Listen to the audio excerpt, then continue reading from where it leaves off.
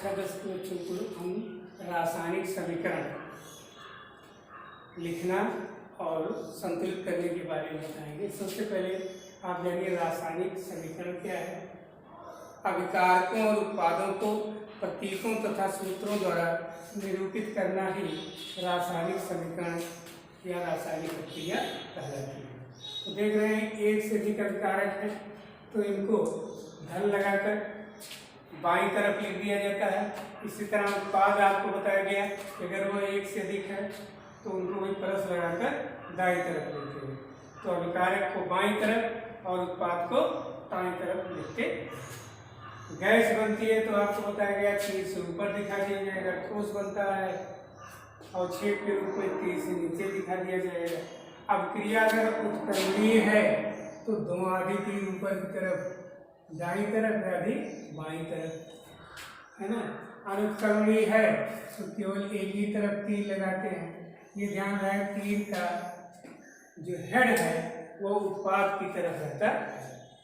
Head जो है ये अभिकारक की तरफ और हेड जो है ये उत्पाद की तरफ ही रहता है।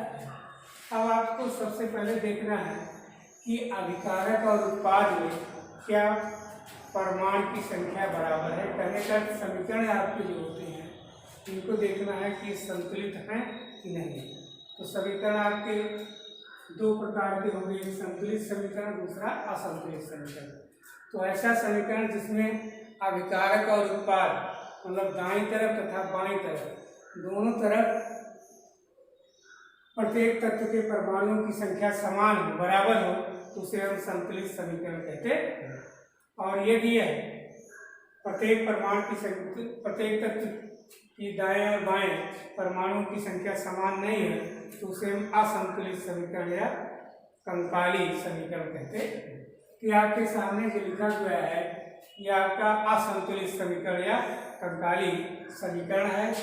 तो इसको संतुलित करने के लिए आपको देखिए हम एक हिट एंड ट्रायल विधि बताना चाहते हैं। इसके लिए अभिकारक और उत्पाद को आप बॉक्स में कर दीजिए, ठीक है ना। अभिकारक और उत्पाद को चारों तरफ बॉक्स से घेर दीजिए। तो इस तरह से कर लेंगे। और इसके बाद आपको देखना है कि जैसे आप देखिए कि अभिकारक और उत्पाद में दोनों में किस तत्व के परमाणु की संख्या सबसे अधिक है। तो जैसे देख रहे हैं यहाँ ऑक्सीजन, ये Fe3O4, इसमें ऑक्सीजन उत्पाद की तरफ ऑक्सीजन का 4 परमाणु है जबकि अभिकारक की तरफ ऑक्सीजन का 1 परमाणु है। तो अब इसको संतुलित करने के लिए आपको बाईं तरफ भी ऑक्सीजन के 4 परमाणु बढ़ाने।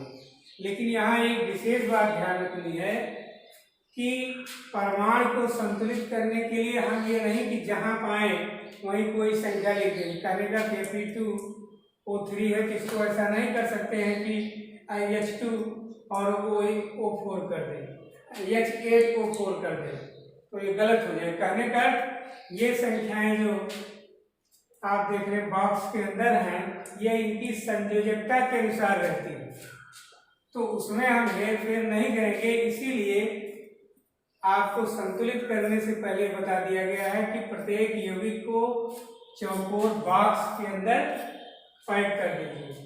अब उसके बाद आपको संख्या संतुलित करने के लिए भी जैसा कि हमने बताया कि इसमें देखिए कि दाईं तरफ आपको मिला ऑक्सीजन के 4 परमाणु, तो बाईं तरफ भी ऑक्सीजन के 4 परमाणु करने के लिए आपको जल के आगे 4 से गुणा कर देना है।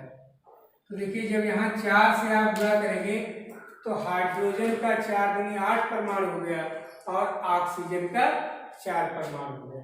तो इस तरह हम यहाँ बाईं तरफ भी ऑक्सीजन के आपके 4 परमाणु मिल गए, दाईं तरफ ऑक्सीजन के 4 परमाणु पहले से। अब यहाँ हाइड्रोजन का आपका 4 दूनी 8 परमाणु हुआ तो यही तुरंत जो है हाइड्रोजन के सामने भी आप 4 लिख दीजिए, जिससे हाइड्रोजन परमाणु की संख्या जो है वह दाईं तरफ भी 8 बनी रहे। क्योंकि बाईं तरफ आपको 4 लिखने से हाइड्रोजन का 8 परमाणु आ गया, तो आप तुरंत जो है हाइड्रोजन के आगे भी 4 से गुणा कर दीजिए तो 4 दूनी 8, 8 हाइड्रोजन परमाणु हाइड्रोजन के भी बन जाएंगे। अब आप उसके बाद देखिए यहाँ दाईं तरफ आपको आयरन के 3 परमाणु मिल रहे हैं, तो बाईं तरफ भी आयरन के आगे आप 3 संख्या लिख देंगे। तो इस तरह से आप देख रहे हैं कि Fe की संख्या भी दाईं तरफ 3 और बाईं तरफ 3 हो गई। तो यह आपको संतुलित समीकरण मिल गया। अब एक बार फिर आप चेक कर सकते हैं कि दाईं तरफ आप देख रहे हैं 3 Fe, बाईं तरफ भी आपको 3 Fe, 4 दूनी 8 हाइड्रोजन आपको मिला है बाईं तरफ, 4 दूनी 8 हाइड्रोजन दाईं तरफ मिला है, 4 ऑक्सीजन आपको बाईं तरफ मिला है और 4 ऑक्सीजन दाईं तरफ मिल गया। तो यह आपका समीकरण संतुलित हो गया। समीकरण संतुलित करने की इस विधि को हिट एंड ट्रायल विधि कहते हैं।